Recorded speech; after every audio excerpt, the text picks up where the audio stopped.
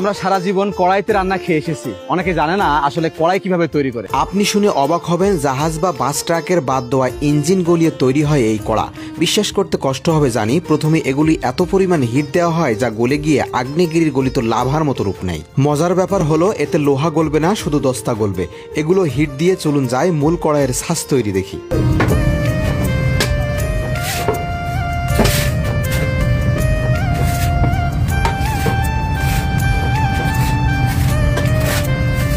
এখানে যে মাটি ব্যবহার করা হচ্ছে এটা সাধারণ কোনো মাটি নয়, এটা চায়না থেকে আনা মাটি এবং আমাদের দেশি কিছু মাটি মিক্সড করা। এই মাটি বালির মতো ঝরঝরা এবং মিহি।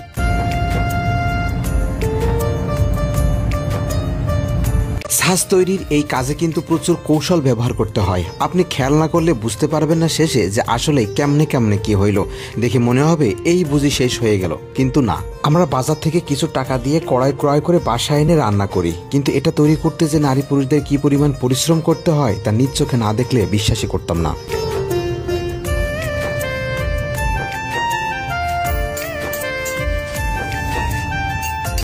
এখানে যে ছোট্ট একটা ছিদ্র মতো দেখতে পাচ্ছেন, এটা যে মূলত কি এটা আপনাদেরকে এখন বলবো না, কিন্তু এইটাই কিন্তু মূল আকর্ষণ এই কাজের।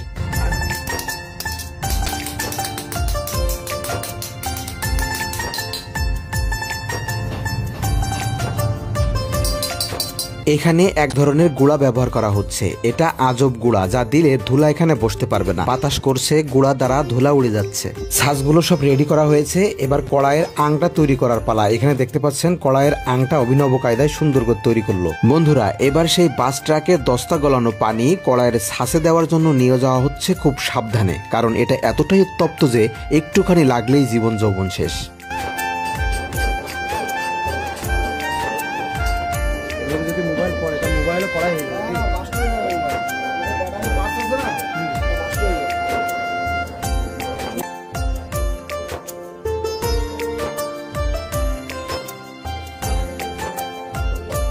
এবার দেখুন মাটির ভেতর থেকে ম্যাজিকের মতো একের পর এক কড়াই বের হচ্ছে। আস্ত কড়াই, কি দারুণ না দেখতে, কিন্তু পানির মতো মনে হচ্ছে।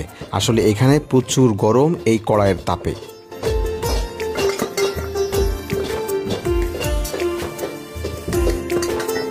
কড়াইগুলো কিন্তু এবার মোটামুটি রেডি হয়ে গেছে। এবার পরবর্তী প্রসেসের জন্য এই কড়াইগুলো একত্রিত করা হচ্ছে।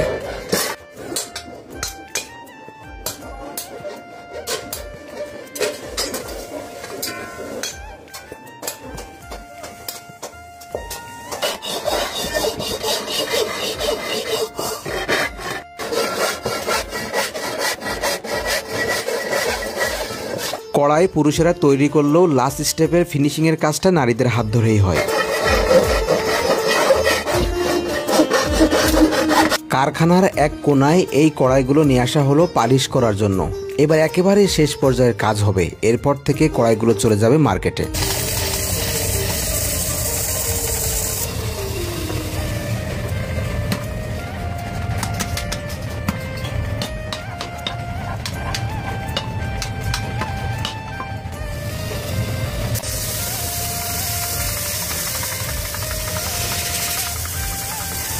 ব্যাস, কড়াই প্রস্তুত মার্কেটে নিয়ে যাওয়ার জন্য। এত সময় যে কাজ দেখলেন, কি মনে হইল? আপনি কি এত পরিশ্রমের কাজ করেন? হয়তো না। এই কারখানায় কাজ করা মানুষদের চেয়ে যদি আপনি সুখের কাজ করেন, তাহলে মনে মনে অবশ্যই আলহামদুলিল্লাহ বলবেন, কারণ আল্লাহ আপনার খুব ভালো রেখেছেন। আমি যত সময় এখানে ভিডিও ধারণ করেছি, আমি শুধু মনে মনে ভাবছিলাম এত প্রচণ্ড গরমে মানুষ কিভাবে এর ভিতর কাজ করছে।